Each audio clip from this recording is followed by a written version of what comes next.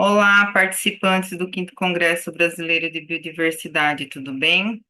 Eu sou a professora Milena Gaion Malusso, da Universidade Federal do Amazonas, e vou falar para vocês hoje a respeito da conservação dos genes aos ecossistemas. Para que conservar a biodiversidade? Falando um pouquinho sobre mim, eu sou bacharel e licenciada em Biologia pela Universidade de Araraquara, me formei em 1998. Sou especialista em diversas áreas de biodiversidade, meio ambiente, plantas medicinais. Eu faço vários cursos por uma universidade chamada Facuminas, que eu iniciei em 2023 e estou fazendo cursos lá até hoje. Mestre em biotecnologia pela Universidade de Ribeirão Preto, me formei em 2004. Doutora em biotecnologia pela Universidade Federal do Amazonas, me formei em 2006. Quando me concursei nesta universidade para as disciplinas biodiversidade, conservação e uso de recursos genéticos e cultura de tecidos vegetais, e atualmente sou professora titular da mesma. Então, para a gente começar a bater o nosso papo aqui, vamos definir o que que é biodiversidade.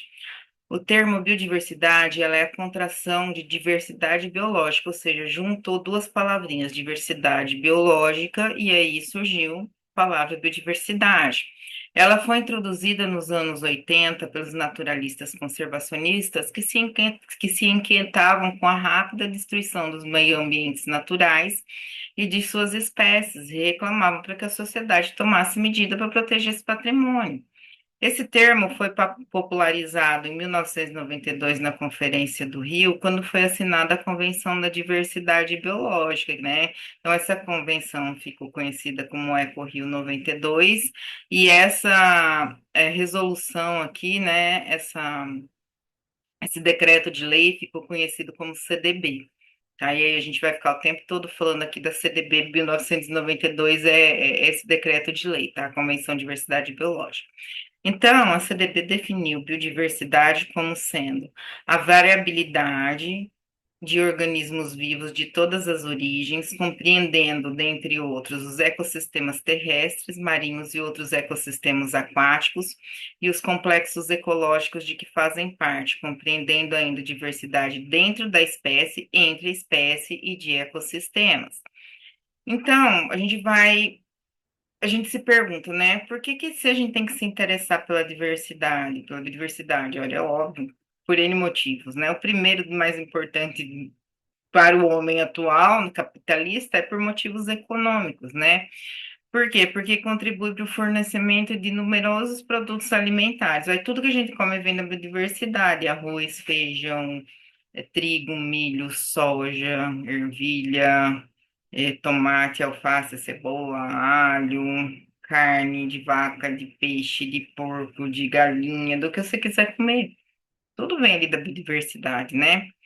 Para a indústria, um exemplo, por exemplo, de corantes para fazer tinta, para fazer borracha de pneu, tinta de pintar parede, corante de maquiagem, perfumaria. Tá. Medicamentos que podem advir de plantas e animais, tá? Então, por exemplo, captopril, que é um remédio de primeira frente para quem tem hipertensão arterial, porque pressão alta é defeito de veneno de cobra, né? É o veneno de cobra modificado ali com alguns sítios ativos alterados, retirados ou isolados, né? E aí só toma veneno de cobra e tua pressão baixa. Materiais de construção, então a gente usa, por exemplo, tábuas durante a construção que advém de madeira, né? Para uso doméstico, móveis, por exemplo, animais de estimação, por exemplo, para lazer, tá? Está na base de toda a produção agrícola, tanto do ponto de vista do número de espécies utilizadas, quanto do número de variedades pacientemente selecionadas. Então, assim, ó, tudo que a gente produz de animal e vegetal vem da biodiversidade, né? Tanto as espécies que a gente domesticou, quanto tanto as selvagens, como aquelas que a gente foi pacientemente selecionando, né, com o passar do tempo para ter as características agroecológicas mais econômicas e mais interessantes para o homem atual, como aquelas que estão sendo feitas por modificação genética, tá? É indispensável para o melhoramento dos vegetais e dos animais domésticos. Isso não é lógico, né? Ele tá evoluindo, então a gente precisa, né, da biodiversidade para que ela mesma evolua. Oferece importantes perspectivas de valorização no domínio das biotecnologias, notoriamente para os micro-organismos, mas também dentro dos domínios de manipulações genéticas, porque a gente tem muito micro-organismo que faz um bocado de coisa que a gente não conhece. Então, por exemplo, eu tinha uma bactéria que eu não vou me lembrar o nome, que ela exalava um cheiro de abacaxi, né? E aí tinha um professor passando, ele falou assim: Olha, um cheiro de abacaxi é a bactéria tal que tá aí. Aí o outro professor falou assim: Olha, eu já patenteei. Então, veja, a gente tem muita coisa de potencial biotecnológico, inclusive a gente pode ter, né, na nossa biodiversidade a cura do câncer, da AIDS, do Alzheimer, que a gente nem sabe que tá lá, tá? Mas também dentro do domínio das manipulações genéticas, porque a gente pode inserir genes, né, em micro-organismos, em plantas, em animais, para ter uma produtividade de uma determinada característica que seja de interesse atual nosso. Exemplo, né? A gente tem que insulina é produzida por bactérias, então a insulina que é vendida hoje em farmácia é produzida por bactéria, não é mais retirada lá do corpo como era antigamente, né?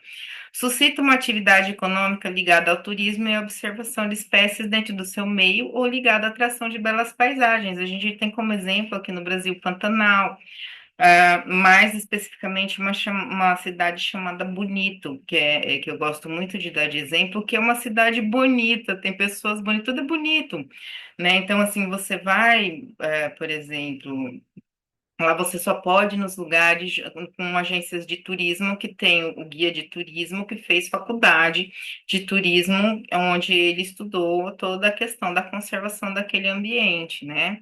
Então a gente vai, né, monta no carrinho, vai lá, compra passagem, ingresso, monta no carrinho, né? E aí o guia de turismo te leva, por exemplo, eu fui lá na Fazenda das Araras, onde a gente tinha um berçário de araras, né? Era longe, era um barrancão, então a gente ficava numa ponte longe e olhava as araras de longe. Então, assim, um cenário belíssimo. E aí a gente pagava R$ 100 por pessoa, alguns anos atrás, para ir ali, olhar as araras, bater foto, ninguém podia abrir a boca e falar nada, porque as araras assustavam, se batia os ovinhos caíam de lá, né? Então, assim, é uma opção também de se ganhar dinheiro sem mexer na biodiversidade, tá? A gente não pode, a gente tem que conservar a biodiversidade também por motivos ecológicos, ó. Ele é indispensável para manter o processo de evolução do ser vivo, tá? Existe uma cadeia, né, ecológica ali. Se você começar a mexer muito ali na biodiversidade, ou você vai botar pressão de seleção onde não deve, né, ou você vai acabar matando espécies que tem ali. Então, a biodiversidade, ela tem um papel de regulação dos grandes equilíbrios físico-químicos da biosfera, principalmente na produção e reciclagem de carbono e de oxigênio. Então, veja, as plantas fazem, né, a fotossíntese, onde elas absorvem, retêm o carbono e liberam o oxigênio. Se você começar a matar florestas jovens, se você começar a matar algas de oceano, a gente não consegue nem sequer respirar. Contribui para a fertilidade do solo e sua proteção, bem como para a regulação do ciclo hidrológico. Ó, é, as folhas caem, os micro-organismos degradam, né? E aí os nutrientes são reciclados e reinseridos novamente para dentro de plantas menores, e aí vem os herbívoros e comem as plantas, carnívoros comem os herbívoros, e aí vai tendo todo esse ciclo, né, rodando dentro dos seres vivos. A regulação hidrológica, por exemplo, da floresta amazônica, vamos pensar que é uma região rica em rios e tem uma floresta, nós não temos montanhas que segurem a água aqui. Então, a água evapora, no lugar quente, a água evapora. Por que que não vai tudo embora e aqui vira um deserto? Porque as árvores, as copas das árvores seguram, né? Retém essa água, e de noite elas condensam e caem no rio de novo, tá bom? Você já pensou toda a água do Amazonas e parar lá em São Paulo? O que que ia acontecer? Né? Ia dar um maior problema. Ia dar um problema, né? Nos dois lugares. Um ia virar deserto, o outro ia virar mar, né? Você ia ter toda uma alteração na biodiversidade. Absorve e decompõe diversos poluentes orgânicos e minerais e participa, por exemplo, da purificação da água. Olha, nós temos consórcios de micro-organismos hoje em dia, tem os naturais, obviamente, que estão lá no ecossistema, mas falando assim em termos econômico e ecológico junto, nós temos consórcios de micro-organismos que a gente compra um vidrinho assim e taca numa área que tem petróleo que foi derrubado em água de rio, mar, oceano, e aquilo lá vai degradando, vai comendo o petróleo, né? E aí a gente chama isso de tecnologia limpa, porque a hora que acaba aquela molécula do qual ele degrada, ele morre, né?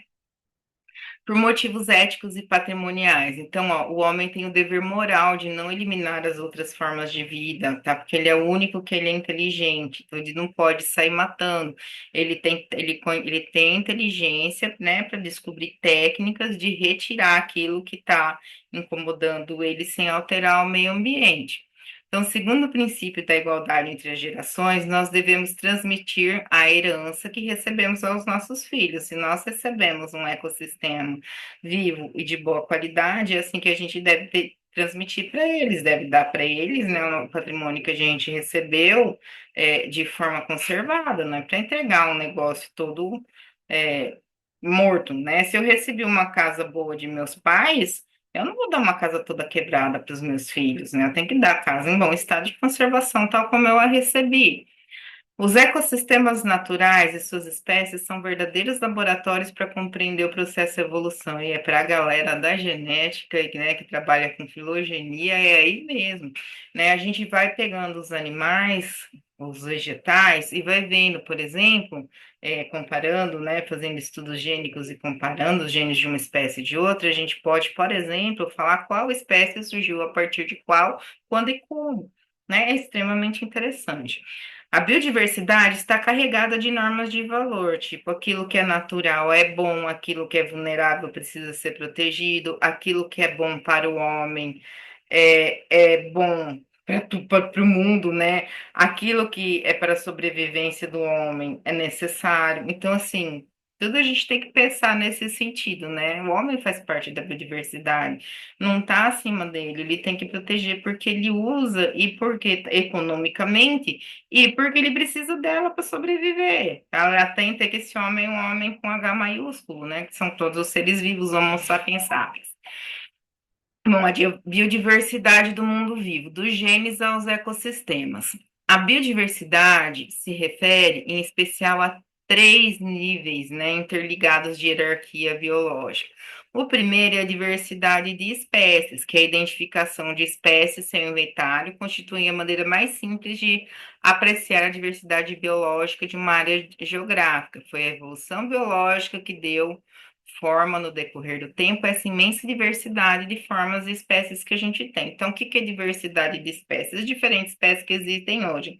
Homem, gato, cachorro, galinha, alface, Phytophthora infestans, que é um fungo, sei lá, qualquer ser vivo aí que você quiser. Cada um é diferente, né? Cada espécie é diferente uma da outra. Aí a gente tem a diversidade genética, que é intraespecífica, que é o conjunto de informações genéticas contidas dentro de todos os seres vivos, correspondendo à variabilidade dos genes e dos genótipos entre espécies e dentro da espécie. Então, cada espécie é diferente de outras do ponto de vista de constituição genética, genes e cromossomos, e os indivíduos da mesma espécie apresentam constituições genéticas entre si. Então, veja, né?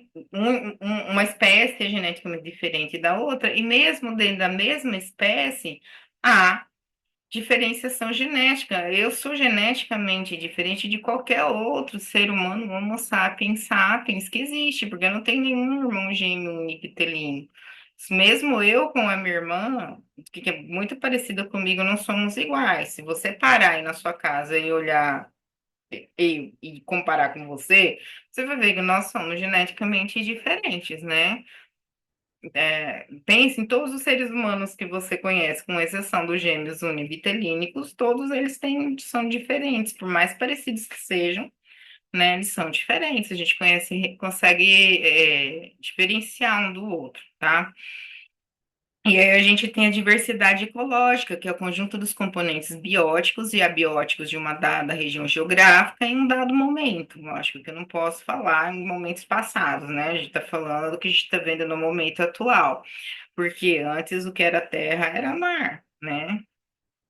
Então, assim, a gente não pode querer comparar ao longo de todo o tempo. A gente compara as coisas em um tempo pré-estabelecido, tá? Evolui em função do tempo sob o efeito das variações climáticas, sazonais ou a longo prazo. Então, a gente tem lá, como exemplo, do Brasil, floresta amazônica, cerrado, as regiões desérticas. Aí a gente tem, por exemplo, o Alasca, tá? E os seus habitantes, que são diferentes. Então, veja. Eu coloquei, a gente pega, se a gente pegar lá, a floresta amazônica e a Mata Atlântica, são duas florestas de grande porte. Os animais são idênticos? Não. As plantas são idênticas? Não. Se a gente pegar um cerrado campo limpo e pegar uma floresta amazônica, totalmente diferente. O Alasca, que está lá no meio do gelo, totalmente diferente. Obviamente que as suas espécies habitantes vai ser diferente, tá? Porque os animais que comem os herbívoros que comem um tipo de planta que estão aqui na floresta amazônica provavelmente não vão achar essa planta lá no Cerradão, por exemplo, que é uma floresta cerrada de árvores. Provavelmente não vai ter alimentação deles, eles não vão ter nicho lá, né? Então, a biodiversidade é o produto da evolução, tá? A biodiversidade não é um simples catálogo de genes, espécies ou ambientes, está longe disso, né? A biodiversidade é um conjunto dinâmico e interativo entre os diferentes níveis de hierarquia biológica, ou seja, né, são as cadeias e teias ecológicas funcionando dentro dos seus nichos para formar os seus diferentes habitats e suas diferentes interrelações entre as diversas espécies que compõem aquele ecossistema, tá? Então, segundo as teorias atuais da evolução, e graças à existência de uma diversidade genética entre as espécies, que estas puderam se adaptar às suas mudanças no meio ambiente que marcaram a história da Terra. Então, assim, tem várias teorias da evolução, né? Mas a que mais aceita é essa, né? Que ocorre uma pressão de seleção ambiental, seja ela qual for, os indivíduos que são geneticamente mais adaptados a essa pressão de seleção conseguem se reproduzir, e aí vai tendo melhoramento da espécie, a sobrevivência dela nesse sentido, né? Ou ocorre a extinção da mesma.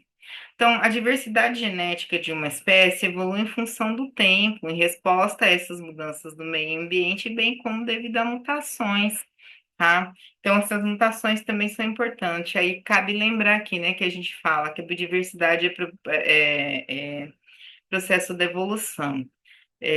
Então, assim, a biodiversidade, o mundo acabou, né? Os meninos, quando eu falo isso, os meus meninos, meus alunos, eles falam, assim, mas o mundo acabou mesmo, professora? Lá caiu um meteoro, extinguiu os dinossauros? Olha, até pode ter caído um meteoro, mas não extinguiu os dinossauros, porque o mamute, a gente tem hoje em dia que o elefante é um mamute pequeno, a gente tem que o tigre é um dente de sabre pequeno, a gente tem vários animais lá da época que a gente tem a miniatura dele. Então, isso significa que aqueles que eram menorzinhos, por algum motivo, por algum tipo de pressão de seleção, diminuíram de tamanho, tá? Então, não é que todas as espécies se extinguiram e começou de novo, não. Teve uma pressão de seleção que fez com que as espécies que eram extremamente altas, grandonas, né, evoluíssem na sua forma miniatura. Tem elefante é bastante grande com relação a gente, né? É, então, essas mudanças, né, nas espécies, essas evoluções, elas demoram centenas de anos para acontecer, não é de uma hora para outra, tá? O mesmo ocorre com comunidades vegetais e animais que constituem os ecossistemas e que respondem por meio de mudanças qualitativas e quantitativas às flutuações do meio na qual elas vivem. Então, elas sofrendo, animais, vegetais, micro-organismos sofrendo pressão de seleção, ou extinguem ou evoluem. São as duas opções que eles têm, tá? A biodiversidade é uma versão moderna da ciência da evolução que realiza síntese entre as aquisições recentes da biologia molecular e da ecologia, é o que eu falei. O que a gente tem hoje em dia é resultado do que havia lá. O elefante é resultado do mamute que estava lá atrás, né? Então, assim, a dinâmica dos sistemas biológicos e das condições ecológicas, as quais eles são confrontados, explica que as espécies evoluem, se diversifiquem e que os ecossistemas hospedem flora e fauna mais ou menos ricas em virtude da sua história. Destacam-se os mecanismos de coordenação entre as espécies e as mudanças do seu meio ambiente físico e biológico, e procura-se identificar os fatores responsáveis pela origem e pela conservação da diversidade biológica nos diferentes níveis de hierarquia biológica, do genes ao ecossistema. Então, assim, a gente pode ver, por exemplo, que regiões equatoriais, em se tratando de questão de desequilíbrio ambiental, eles perdem menos biodiversidade do que comparado com regiões temperadas, por exemplo, quando ocorre um impacto de temperatura. Tá? Então, as regiões temperadas, eles vão ter uma menor biodiversidade, porque eles têm maior impacto na perda de diferentes espécies. A biodiversidade não se resume a pesquisas sobre inventário e origem das espécies. A maior preocupação dos conservacionistas, sejam eles biólogos ou biotecnólogos, é a de salvar muitas espécies da extinção em ou certos ambientes da destruição. Esse enfoque está frequentemente associado a um componente ético, filosófico e religioso, fixado como princípio de que a biodiversidade é uma herança da humanidade e que o nosso dever e que é nosso dever protegê-la. Então, assim, os biólogos conservacionistas realmente fazem um trabalho maravilhoso de conservação, que é o da educação, que é do melhoramento genético. A gente tem o Greenpeace, a questão da educação. O Greenpeace faz confrontamento mesmo, né?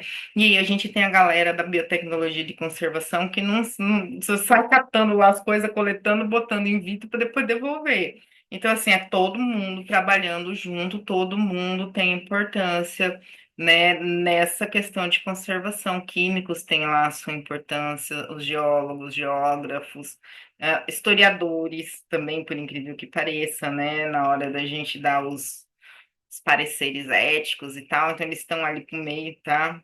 Todas as profissões podem se inserir aqui na questão de inventário de origem. Não é um simples catálogo, né? Que o biólogo vai lá e pega assim, essa planta, corre lá uma chave APGA, essa planta é tal. Esse micro-organismo vai lá, corre uma chave, é tal. Não é só isso, né? Inúmeros cientistas concluem que a biodiversidade desempenha um papel essencial na regulação dos ecossistemas naturais e, mais globalmente, da biosfera. É óbvio, se você desmatar uma floresta como a amazônica, como eu falei, a água vai evaporar todinha, vai lá saber para onde que o vento leva, vai alagar, se cair para lá em São Paulo, uma área que está toda já cimentada, vai alagar tudo, vai virar lá rio, mar, né?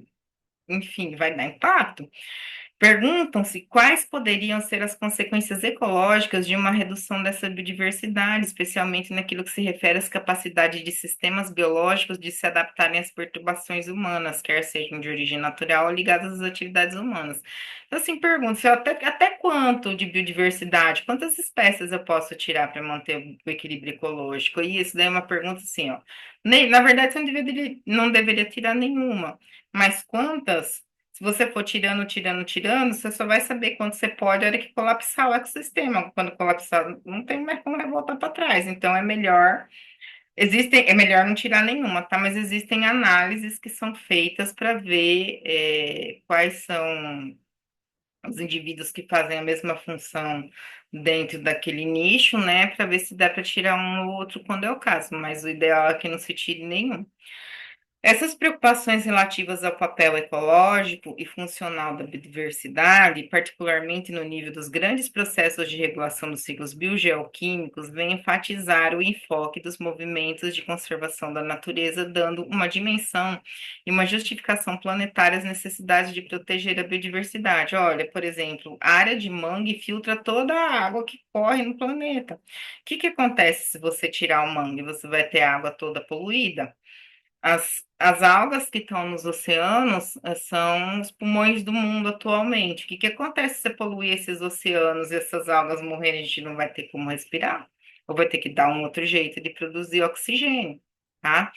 Recursos biológicos, uma aposta econômica. Então, a biodiversidade é um conjunto de recursos biológicos e genéticos que o homem extrai do meio natural ou que soube domesticar para seu proveito e do qual ele continua a extrair segundo suas necessidades.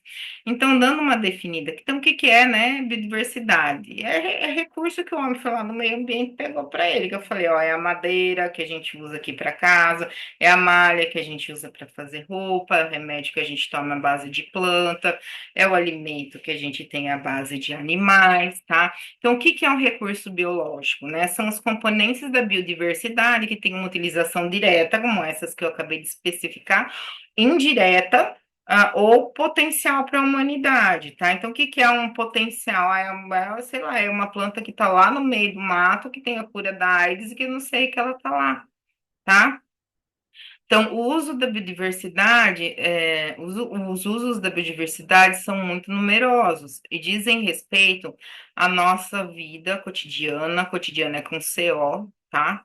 Bem como aos diversos aspectos de atividade econômica. É nosso capital biológico, é a fonte de muitos produtos alimentares, farmacêuticos e industriais que constituem, de uma certa maneira, os dividendos. Ou seja, a gente pega a biodiversidade, faz um produto, vende e tem lucro com isso, tá?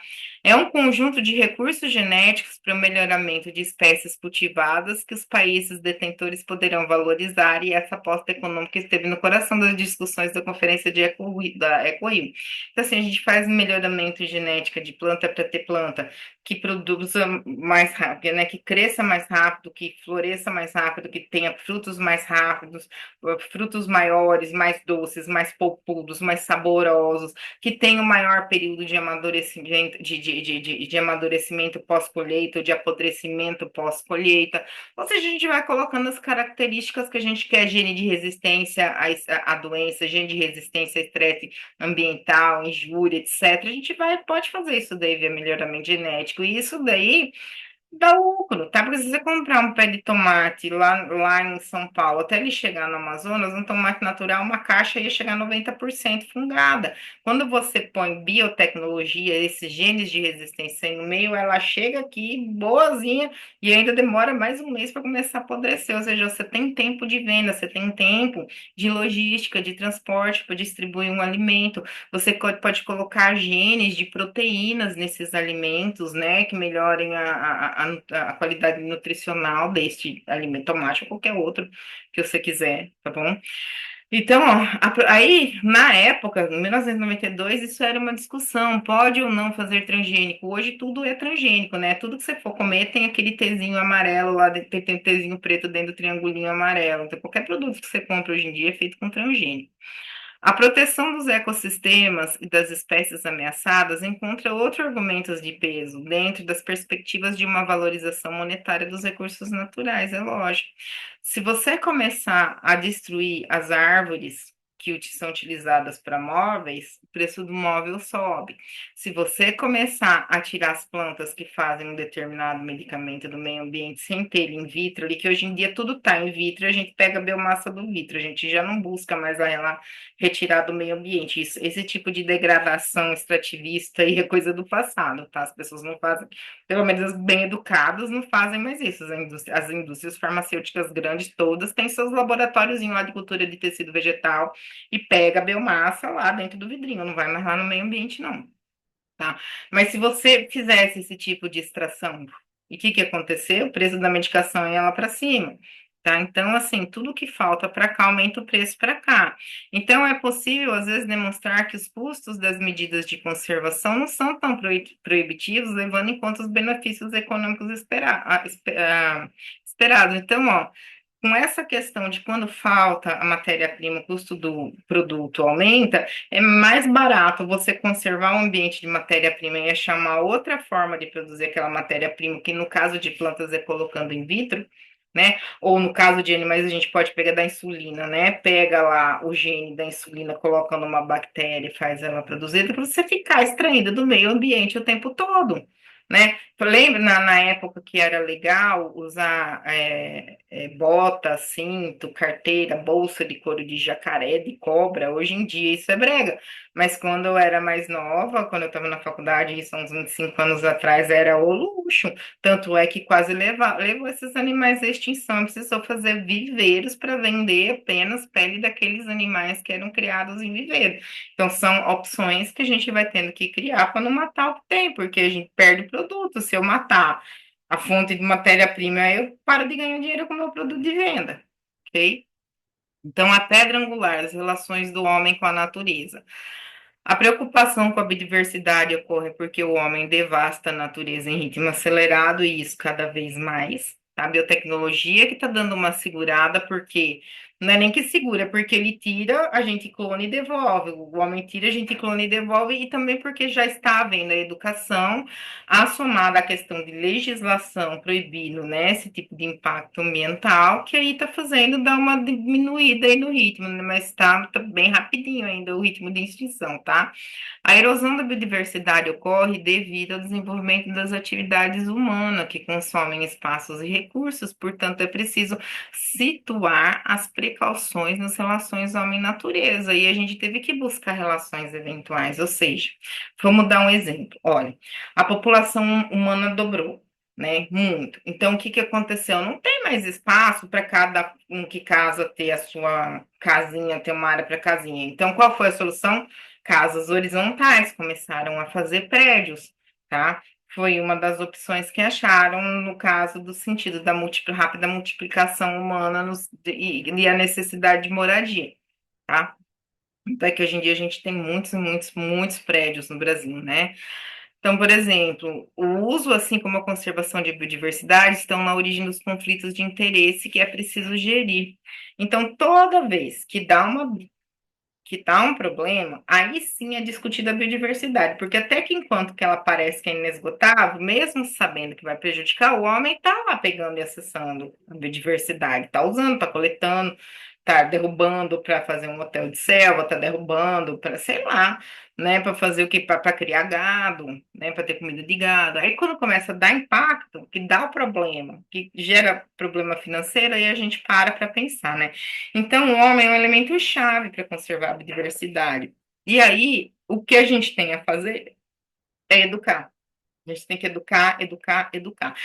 As crianças que já têm de 15 anos para cá, elas já vêm com essa educação, né? Essa geração que é de meus filhos, né, de 15 anos para baixo, eles já vêm, eles já aprendem na escola, eles já têm um outro olhar. Mas para as pessoas que são mais velhas, cabem apenas a educação. Vão em direção a uma concepção integrada, taxonomistas, geneticistas, agrônomos, protetores da natureza, economistas e sociólogos têm uma visão setorial da biodiversidade em razão de suas preocupações disciplinares. Então, veja bem, um economista, ele vai olhar para uma área, ele vai falar, olha, sai coletando tudo, sai picando as plantas e vendendo, sai pescando, né? Porque o economista, ele quer gerar dinheiro. Já um biólogo de conservação, ele vai virar e falar assim, não ponha não, tem que preservar. O biotecnologista, ele vai falar, peraí, deixa eu coletar aqui rapidinho, eu vou levar lá para o meu laboratório e vou multiplicar. O geneticista vai querer ver a variabilidade genética das espécies que tem ali. Então, o taxonomista vai querer catalogar, dizer quais são as espécies.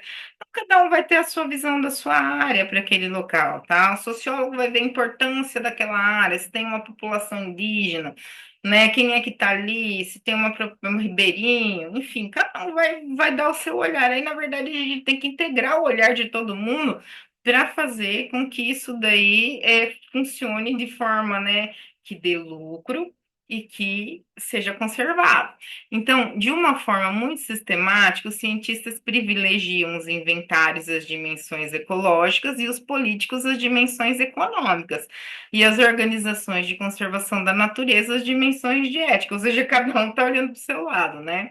Então, esses diferentes enfoques não são, na realidade, independentes e perseguem o mesmo objetivo que a conservação dos ambientes naturais e das espécies que eles abrigam, com a adesão e a participação do homem e para o seu benefício a longo prazo. Então, é preciso pesquisar as condições de compatibilidade entre a conservação da biodiversidade e as exigências de desenvolvimento econômico e social. Então, é assim, não é que não pode mexer, pode, mas a gente tem que fazer isso de uma forma sustentada, olhando a necessidade dos homens que vivem ali naquela área.